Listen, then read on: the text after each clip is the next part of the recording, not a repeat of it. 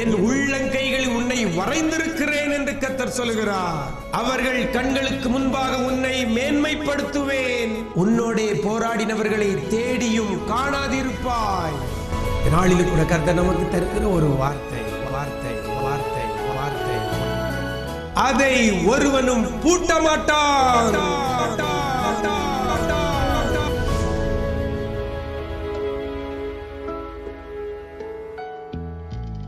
கிறிஸ்துவில் பிரியமானவர்களே, ஆண்டவராகிய இயேசு கிறிஸ்துவின் ஈடு இணையற்ற நாமத்தில் உங்களுக்கு அன்பின் வாழ்த்துக்கள். இந்த நல்ல நாளிலேயும் கூட விசேஷித்த வார்த்தை நிகழ்ச்சி மூலமாக உங்களை சந்திப்பதில் மிக்க மகிழ்ச்சி அடைகிறேன். இந்த நாளில் கூட கர்த்தர் நமக்கு தருகிற ஒரு வார்த்தை, வெளிப்படுத்தின விசேஷம் 3ஆம் அதிகாரம் 8ஆம் வசனத்தில் கடைசியில் இவ்வாறாக சொல்லப்படுகிறது, அதை ஒருவனும் பூட்ட மாட்டான். நாளிலும் கூட அந்த வேத வசனம் உங்களுக்கு நேராக கடந்து வருகிறது. உங்களை பார்த்து சொல்லப்படுகிறது, அதை ஒருவனும் பூட்ட மாட்டான். எனக்கு அருமையான தேவஜனமே, உங்களுடைய வாழ்க்கையில் அநேக காரியங்கள் பூட்டப்பட்டு கிடக்கிறதா? உங்களுடைய கையின் பிரயாசம் பூட்டப்பட்டு இருக்கிறதா? நான் உழைக்கிறேன், நான் கடுமையாக முயற்சி பண்ணுறேன், ரொம்ப பிரயாசப்படுறேன், ஆனால் அதற்கான பலன் எனக்கு கிடைக்காதபடி பூட்டப்பட்டு இருக்கிறது. வேலை வாய்ப்புக்காக பல நிறுவனங்கள் ஏறி ஏறி இறங்குகிறேன், எல்லா நிறுவனத்தினுடைய வாசல்களும் வேலை வாய்ப்புக்கான வாசல்கள் எனக்கு முன்பாக பூட்டப்பட்டிருக்கிறது என்று சொல்றீங்களா? என் சரீரத்தில் வியாதி, ஒரு வியாதி விட்டால் இன்னொரு வியாதி, இப்படியாக என் பணங்கள் எல்லாம் விரயமாகி கொண்டிருக்கிறது, ஆரோக்கியம் என்கிற கதவு பூட்டப்பட்டிருக்கிறது, வியாதியினால் கஷ்டப்படுறேன் என்று சொல்கிறீங்களா? உங்களுக்கு விரோதமாக பலர் திட்டம் போட்டு, உங்களுக்கு விரோதமாக பலர் சேர்ந்து சூழ்ச்சி செய்து, உங்களுக்கு நியாயமாக வந்து சேர வேண்டிய ப்ரமோஷன், உங்களுக்கு நியாயமாக வந்து சேர வேண்டிய சொத்துக்கள், இப்படிப்பட்டவருடைய வாசல்கள் அடைக்கப்பட்டு இருக்கிறதா? இந்த நாளில் கூட கர்த்தர் சொல்கிறார், ஒருவனும் அதை பூட்ட மாட்டான் என்று சொல்லப்படுகிறது. அதை ஒருவனும் பூட்ட மாட்டான். இதுவரைக்கும் பூட்டி இருக்கலாம், இதுவரைக்கும் உங்களுக்குள்ள வாசல் கதவுகள் அடைக்கப்பட்டு பூட்டு போட்டு பூட்டப்பட்டிருக்கலாம். இந்த நாளிலும் கூட கர்த்தர் இந்த விசேஷித்த வார்த்தை மூலமாக உங்களை பார்த்து சொல்லுகிறார், ஒருவனும் பூட்ட மாட்டான். அவன் புட்டிடுவானோ, இவன் புட்டிடுவானோ அப்படின்னு பயந்து கொண்டிருக்கிறீங்களா? இன்றைக்கு கர்த்தர் உங்களுக்காகத்தான் இந்த வார்த்தையை கொடுக்கிறார், ஒருவனும் பூட்ட மாட்டான்.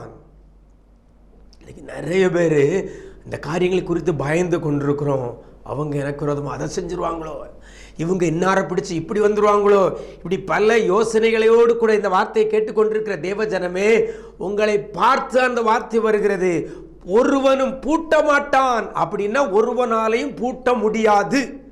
இதுக்கு முன்னால பூட்டு இருக்கலாம், ஆனால் இன்றைக்கு கர்த்தர் உங்களுக்காக இந்த வார்த்தையை சொல்லுகிறார், ஒருவனும் பூட்ட மாட்டான். என்னதான் பூட்ட மாட்டான்னு சொல்லி பார்க்கும் பொழுது, அதை பூட்ட மாட்டான், அதை பூட்ட மாட்டான்.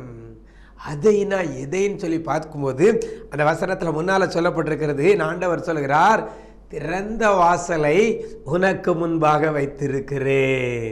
என் ஆண்டவர் இன்றைக்கு ஒரு வாசலை உங்களுக்காக திறந்து வைத்திருக்கிறார். என் ஆண்டவர் திறந்து வைத்த அந்த வாசலை தான் ஒருவனும் பூட்ட மாட்டான் என்று வேதவசனம் சொல்லுகிறது. நீங்கள் திறந்த வாசலை மற்றவன் பூட்டுவான். மற்றவர்கள் உங்களுக்கு திறந்த வாசலை மற்றவர்கள் பூட்டலாம். ரெண்டு காரியம் சொல்லியிருக்கேன். ஒன்று, நீங்களே திறந்த வாசலை இன்னொருத்தன் பூட்டலாம், அல்லது மற்றவர்கள் உங்களுக்கு வாசலை திறந்து கொடுத்திருப்பாங்க, அதையும் மற்றவர்கள் பூட்டலாம். இந்த ரெண்டு வாசலும் பூட்டப்படலாம். ஆனால் என் ஆண்டவர் எந்த வாசலை திறந்து வைத்திருக்கிறாரோ உங்களுக்காக, எனக்காக, அதைத்தான் ஒருவனும் பூட்ட மாட்டான். அப்படியானால் இதுவரைக்கும் என் வாழ்க்கையில் பூட்டப்பட்டிருக்கிறது நிறைய வாசல்கள், நிறைய கதவுகள் அடைக்கப்பட்டு பூட்டப்பட்டிருக்கிறது. அப்படின்னா நானா திறந்ததா, இல்லை மற்றவர்கள் எனக்காக திறந்து கொடுத்ததா? சிந்தித்து பாருங்க. கர்த்தர் ஒரு வாசலை உங்களுக்காக திறப்பாரையானால் அதை எவனாலும் பூட்ட முடியாது. வேதவசனம் தெளிவாய் சொல்கிறது, ஒருவனும்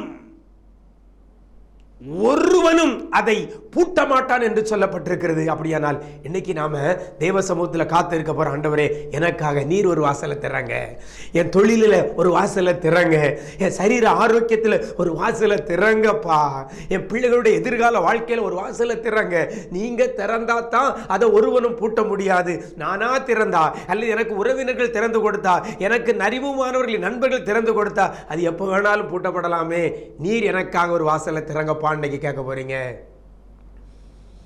கற்பத்தின் கனி என்ற வாசலை கர்த்தர் திறக்கணும். திருமண காரியம் என்கிற வாசலை கர்த்தர் திறக்கணும். வேலை வாய்ப்பு என்கிற வாசலை கர்த்தர் திறக்கணும். கர்த்தர் திறப்பாரை ஆனால் அதை ஒருவனும் பூட்ட மாட்டான். சரி, இப்போ கர்த்தர் திறக்கணும், அப்படிதானே? உங்களுக்காக எனக்காக எதிர்பார்த்திருக்கிற அந்த வாசலை திறக்கணும்னு நினைக்கிறீங்கல்லாம், கர்த்தர் திறப்பார். ஆண்டவர் தான் அழகா சொல்லுகிறார், இதோ திறந்த வாசலை உனக்கு முன்பாக வைத்திருக்கிறேன், ஒருவனும் அதை பூட்ட மாட்டான். யாருக்கு திறந்த வாசலை கர்த்தர் வைத்திருக்கிறார் என்று சொல்லி பார்த்தால் அந்த வசனத்தில் சொல்லப்படுகிறது, உன் கிரியைகளை அறிந்திருக்கிறேன். உங்களுடைய முயற்சியை ஆண்டவர் அறிந்திருக்கிறார். உங்களுடைய கடின உழைப்பை ஆண்டவர் அறிந்திருக்கிறார். உங்களுடைய கையின் பிரயாசம் வேலை பார்க்கிற இடத்துல இது உண்மையாய் வேலை பார்ப்பீர்களேனா அதை என் ஆண்டவர் அறிந்திருக்கிறார். அதைத்தான் உன் கிரியை. வேலை பார்க்கிற இடத்துல டிமிக்கு கொடுத்துட்டு கிடக்கிறோமா? ஆள் பார்த்தா ஒரு வேலை செய்கிறோம், ஆள் பார்க்கலட்டா இன்னொரு வேலை செய்கிறோம், இல்லை உண்மை உத்தமாய் வேலை செய்கிறோமா? அதான் நம்முடைய கிரியை. நம்முடைய செயல்கள் எப்படி இருக்கிறது? உன் கிரியைகளை அறிந்திருக்கிறேன். என்ன கிரியையை கர்த்தர் அறிந்திருக்கிறாராம்? உனக்கு கொஞ்சம் பலன் இருந்தும் என் நாமத்தை மறுதலியாமல் இருந்திருக்கிறார். இந்த கிரியை கர்த்தர் அறிந்திருக்கிறார். எனக்கு அருமையான தேவஜனமே, யாரெல்லாம் ஆண்டவருடைய நாமத்தை மறுதலியாமல் இருக்கிறீங்களோ அப்படிப்பட்ட பிள்ளைகளுக்குத்தான் என் ஆண்டவர் திறந்த வாசலை வைத்திருக்கிறார். அந்த திறந்த வாசலை தான் ஒரு மனிதனாலும் பூட்ட முடியாது. அப்படியானால் வாசல் திறக்கப்பட வேண்டும். திறந்த வாசல் பூட்டப்படாமல் இருக்க வேண்டுமானால் நீங்களும் நான் செய்ய வேண்டிய ஒரு காரியம், ஆண்டவருடைய நாமத்தை மறுதலிக்க கூடாது. நான் எங்க மறுதலிச்சேன்? பேதுருவை போலையா மறுதலிச்சேன் அப்படின்னு நம்ம நினைக்கலாம். எத்தனை முறை நம்முடைய ஆண்டவரை நம்முடைய இருதயத்தின் யோசனைகளினால மறுதலிச்சிருக்கிறோம். சொல்றீங்களா? என்னத்தை சோமண்ணி நான் கண்டேன், எனக்கு ஒண்ணுமே இது வரைக்கும் நடக்கல, இப்படி சொல்றீங்களா? இது ஆண்டவரை மறுதலிக்கிறதுக்கு சமாதானம். ஆலயத்துக்கு போய் என்ன கண்டேன்? என் குடும்பத்தில் தானே இழப்பு வருகிறது, என் குடும்பத்தில் தானே பிரச்சனை வருகிறது, என் குடும்பத்தில் தானே கண்ணீர் பெருகி கொண்டிருக்கிறது, என் குடும்பத்தில் தானே சமாதானம் இல்லை, தினமும் ஜெபித்து வேதம் வாசிச்சு என்ன பிரயோஜனம்? இப்படி ஒரு வார்த்தை உங்களுடைய வாயினாலேயோ உங்களுடைய இருதயத்தினாலேயோ நீங்கள் நினச்சி பார்த்துருப்பீங்கன்னா நீங்கள் ஆண்டவருடைய நாமத்தை மறுதலிச்சதுக்கு தான் சமானம். வசனம் அழகா சொல்லுது, உனக்கு கொஞ்சம் பலன் இருந்தும் வியாதிப்பட்ட நேரத்திலையும் பலவீனப்பட்ட நேரத்திலையும் உங்களுக்கு அருமையானவர்களை இழந்த நேரத்திலையும் பணத்தை இழந்த நேரத்தில் சொத்துக்களை இழந்த நேரத்தில் வேலையை இழந்த நேரத்திலையும் கூட அதான் கொஞ்சம் பலன் இருந்தும் எல்லா பலனும் போயிட்டு எல்லா ஆசீர்வாதமும் போயிட்டு இருக்கிற ஜீவனை மாத்திரம் கர்த்தர் கொடுத்திருக்கார. அதில் நீ ஆண்டவரை மறுதலிக்காமல் இருப்பாயானால் உங்களுக்காகவும் எனக்காகவும் கர்த்தர் திறந்த வாசலை வைப்பார். எனக்கு அருமையான தேவஜனமே, ஆண்டவருடைய நாமத்தை நம்ம மறுதலிக்க கூடாது. கர்த்தர் எனக்காக யாவையும் செய்வார். இந்த தோல் முதலாய் அழுகி போனாலும் நான் கர்த்தர் பேர்ல நம்பிக்கையாய் இருப்பேன். அப்படி நம்ம யோபு சொன்னது போல நம்ம சொல்லுவோமே, ஆனால் கர்த்தர் திறந்த வாசலை வைப்பார். திடீர்னு சொந்தத்தில் நம்ம உறவினர்கள் நம்ம குடும்பத்தில் ஒருத்தவங்க இறந்த உடனே இந்த ஆண்டவருக்கு கண்ணு இருக்கா, இப்படி நடந்துட்டு அப்படி என்னைக்கா நீங்கள் பேசியிருக்கிறீங்களா? அப்படி பேசுகிற பிள்ளையாக இருப்பீங்கன்னா நீங்கள் ஆண்டவருடைய நாமத்தை மறுதலிச்சதுக்கு சமானம்தான். கர்த்தர் உங்களுக்கு திறந்த வாசலை வைக்க முடியாது. இன்னைக்கு யோசிச்சு பாருங்க, ஆண்டவர் இது வரைக்கும் என் நினைவினால ஆண்டவருடைய நாமத்தை மறுதலிச்சிருக்கிறேன், என் சிந்தனையினால உங்களுடைய நாமத்தை நான் மறுதலிச்சிருக்கிறேன். என்னை தயவாய் மன்னிங்க ஆண்டவரே. இனி எனக்கு என்ன பலன் இருந்தாலும் கொஞ்சம் பலன் இருந்தாலும் உங்களுடைய நாமத்தை மட்டும் மறுதலிக்க மாட்டேன். உம்மை மாத்திரம் நான் நம்பி இருப்பேன்.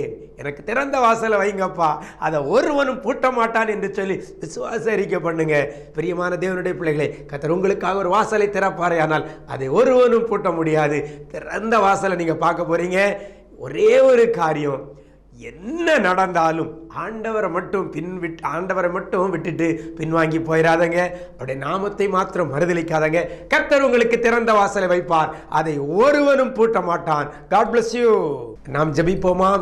எங்களை நேசிக்கிற அன்பு நிறைந்த ஆண்டவரே, இந்த ஆசீர்வதிக்கப்பட்ட இந்த நல்ல நாளிலேயும் கூட நல்ல ஒரு வார்த்தையை கொடுத்திருக்கிறீங்க. அதை ஒருவனும் பூட்ட மாட்டான் என்று சொல்லியிருக்கிறீங்கப்பா. இந்த நாளிலும் கூட இந்த பிள்ளைகளுக்காக நீர் ஒரு வாசலை திறக்க வேண்டும் என்று சொல்லி நாங்கள் கேட்கிறோம் ஆண்டவரே.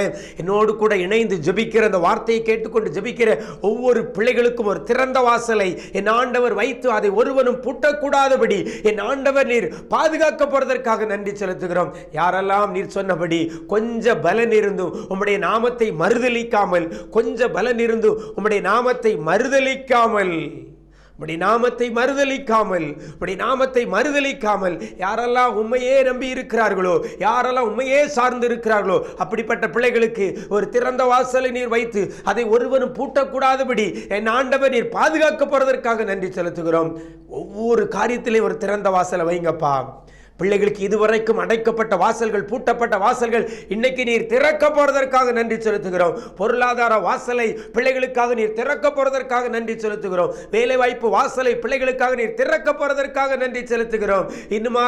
இன்னுமாக தகப்பனே, வேலை வாய்ப்பு காரியங்கள், திருமண காரியங்கள், கற்பத்தின் கனி காரியங்கள், இப்படி எல்லாவற்றிலையும் ஒரு திறந்த வாசலை பிள்ளைகளுக்கு நீர் வைக்கப்படுவதற்காக நன்றி செலுத்துகிறோம். இப்படி கரத்திலே தாழ்த்துகிறோம். அநேகர் இன்னைக்கு திறந்த வாசல் வழியாக அநேக ஆசீர்வாதங்களை பெற்றுக்கொள்ள போறதற்காக நன்றி செலுத்துகிறோம். இப்படி கரத்திலே தாழ்த்துகிறோம்.